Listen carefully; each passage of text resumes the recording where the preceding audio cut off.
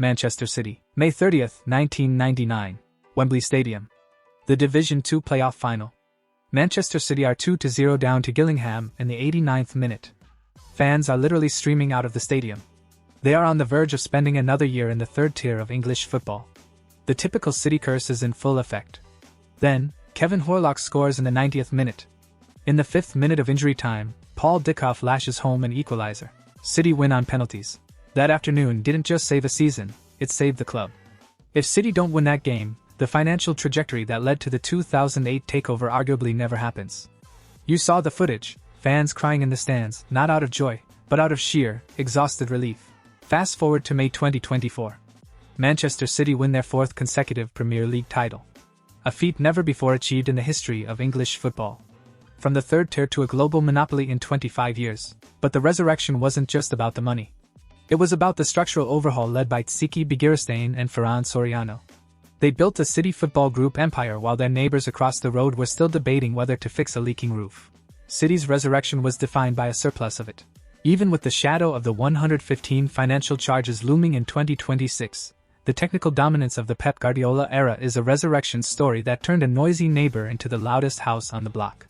They didn't just return to the top, they redefined where the top actually sits. Liverpool, October 2010.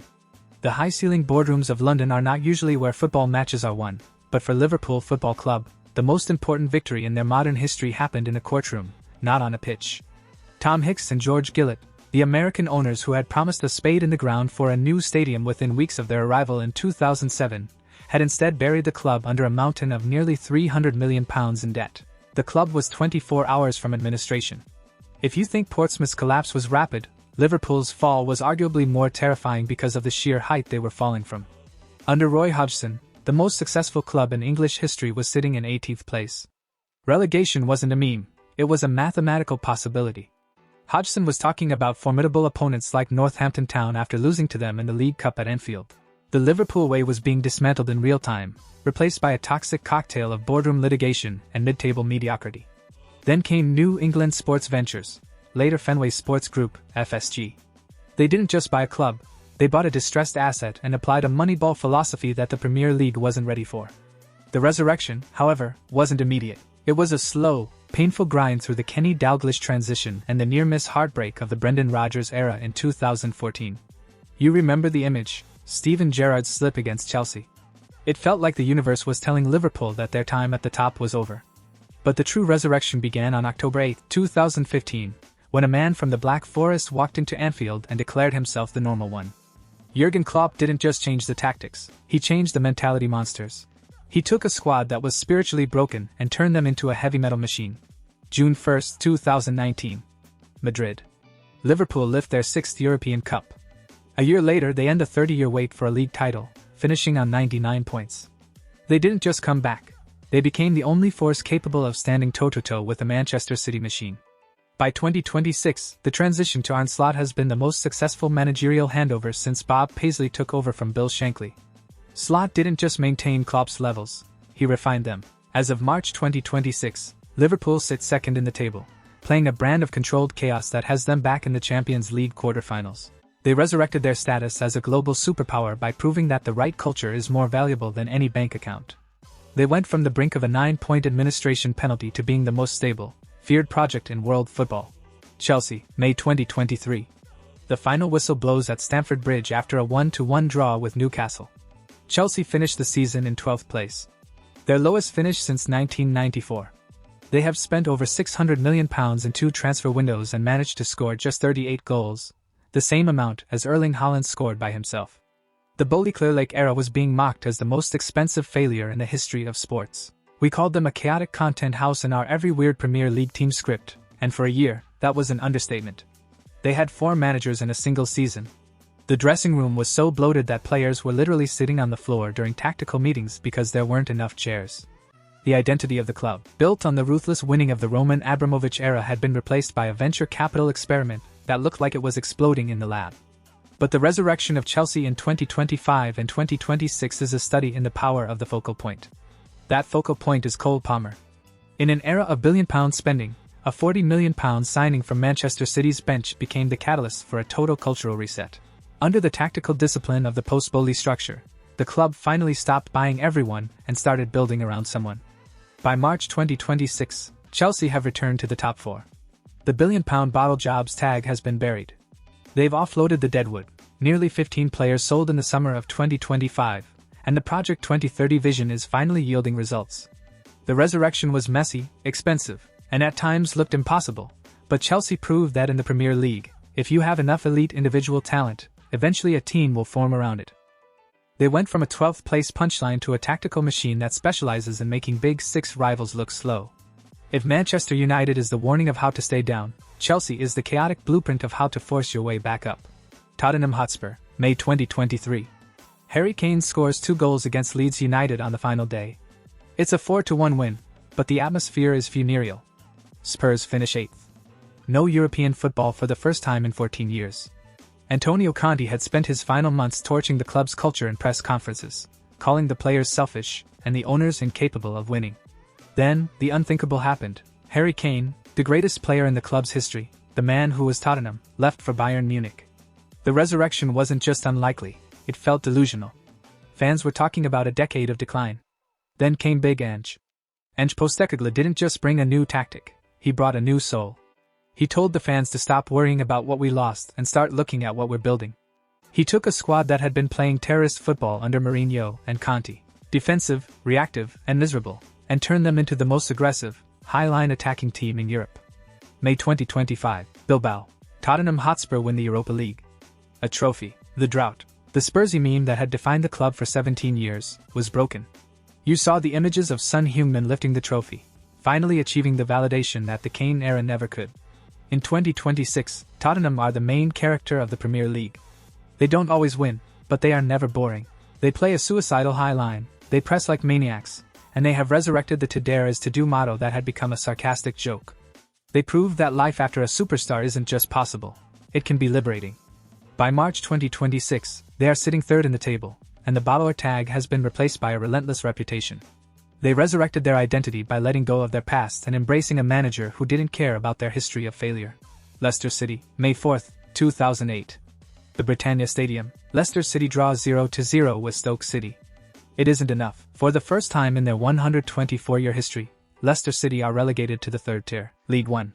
The Walker Stadium was hosting matches against Stockport County and Hereford United. It was the ultimate humiliation for a club that had won League Cups just 8 years prior. The decline seemed terminal. Then came the Thai Revolution. King Power, led by Vikhai Srivaddhanaprabha, bought the club in 2010. They didn't just throw money at the squad, they invested in the city. May 2, 2016. Eden Hazard curls a ball into the top corner against Tottenham at Stamford Bridge. The final whistle blows. Leicester City are champions of England.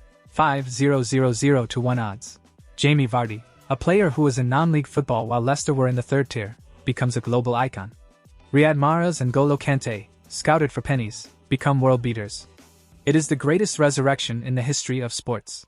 They went from League One to Premier League champions in 7 seasons.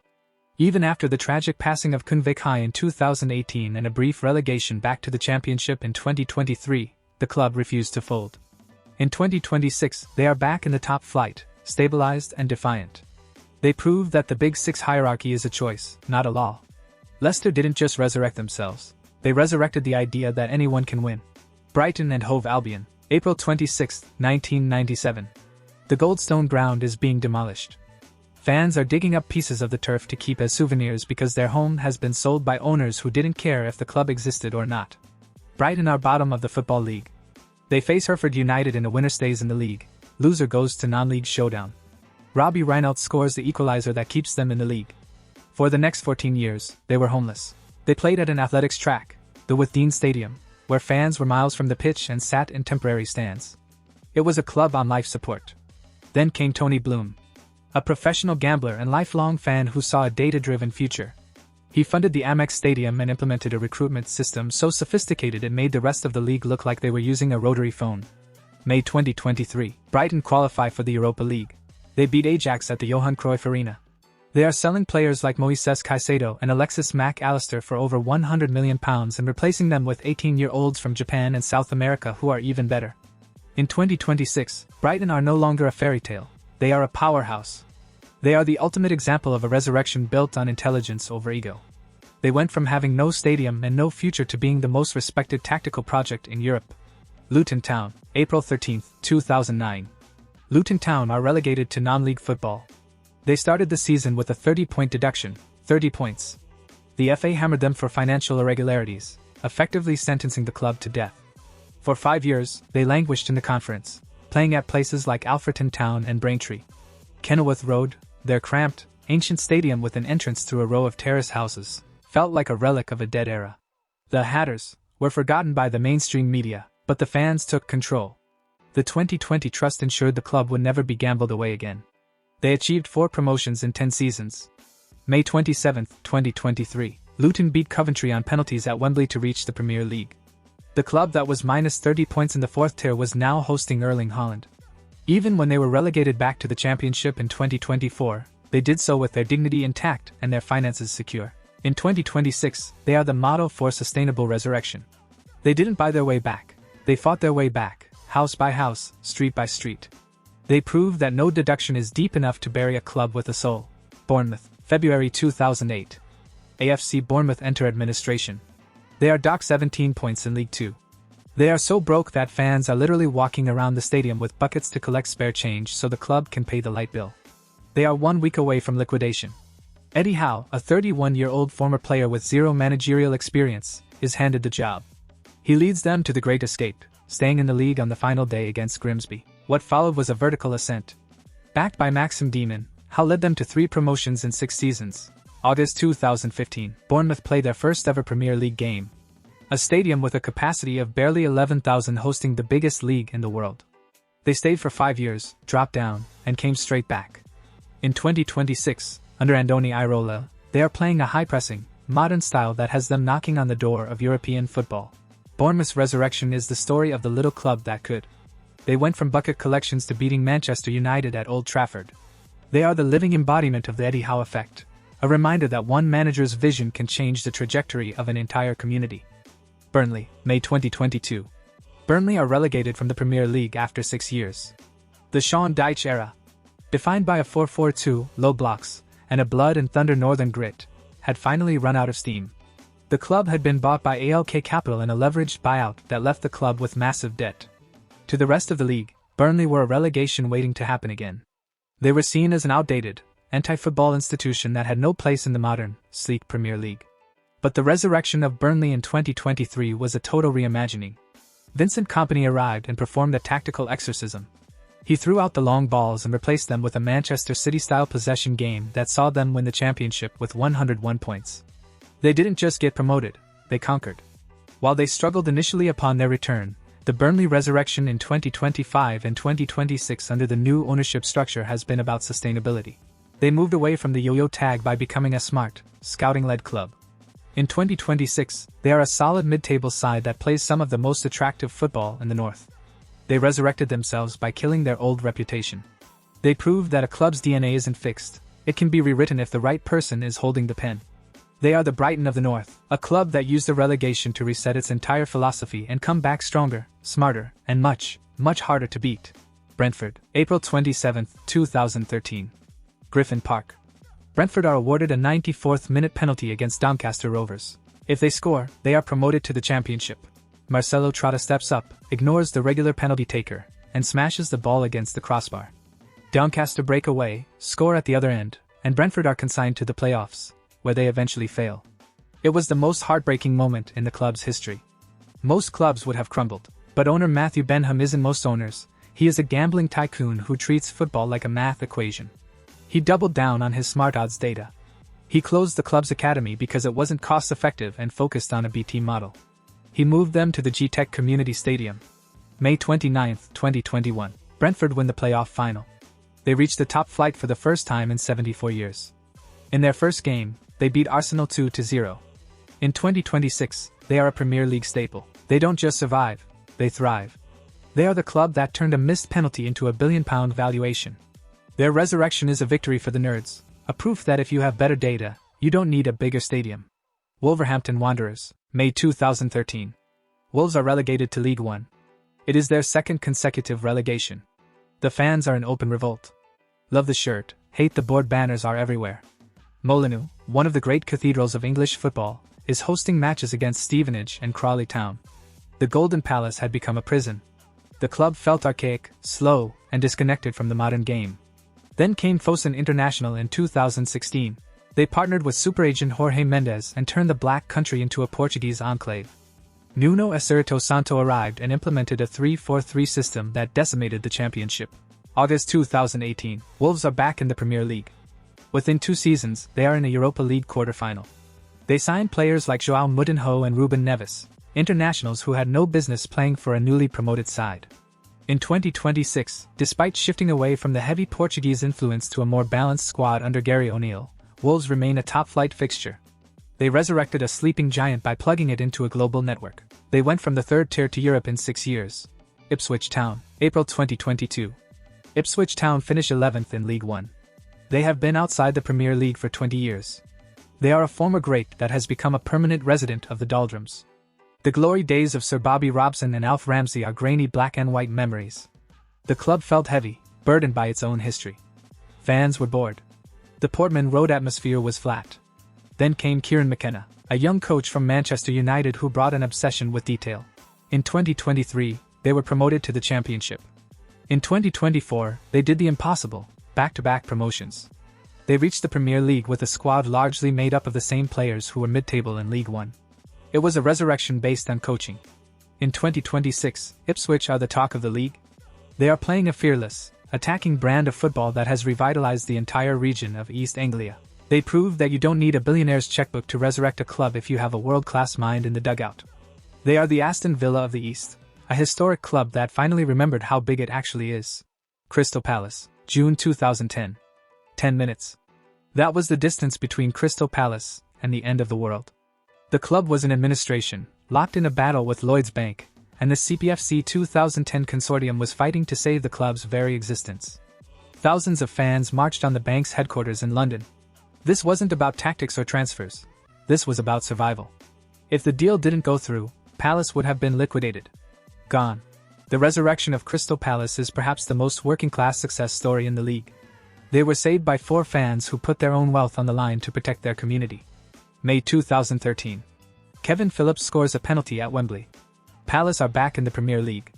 For the next 13 years, they became the invisibles of the top flight, always there, always fighting, but never quite breaking out. But the true resurrection, the one that took them from relegation survivors to Europe chasers, happened in 2024 and 2025. Oliver Glasner arrived and implemented a high-intensity system that turned Selhurst Park into a graveyard for the Big Six. May 2025. Palace finish 8th, their highest-ever Premier League finish, and qualify for the Conference League. In 2026, they are no longer the stubborn South Londoners we mentioned in our Every Weird Premier League team script. They are a modern, progressive club with the best academy to first-team pipeline in the country. They resurrected their status by stopping the short-term survival cycle and investing in a clear, long-term identity. They are the club that was 10 minutes from death and is now playing on Thursday nights in Europe. They prove that resilience isn't just about staying up, it's about waiting for your moment to finally strike. Aston Villa, May 2016. We talked about the 17-point season, the toxic era. But look at the resurrection. Under the ownership of Naisef Cyrus and Wes Edens, Villa didn't just return, they accelerated. The appointment of Unai Emery in 2022 was the turning point. He transformed a team looking at relegation into a Champions League side in 18 months. May 2024, Villa confirm a 4th-place finish. In 2026, they are no longer trying to compete. They are an elite mainstay. They beat Manchester City and Arsenal back-to-back. They are the resurrection of the traditional giant. They prove that the gap between bottom-half misery and Champions League nights is just one elite manager and a coherent recruitment plan. Sunderland, May 2025. From the Sunderland Till I Die Netflix misery to the Premier League return. After 4 years in the wilderness of League One, the club found its identity through youth. They stopped buying names and started building athletes. The 2025 playoff final was the funeral for their failed status and the birth of their resurrection. In 2026, the Stadium of Light is the loudest venue in the North once again. They are no longer a documentary about failure, they are a case study in resilience. Thank you for watching. If you enjoyed this, leave a like, comment your thoughts, and subscribe, cause I'll be posting frequently here.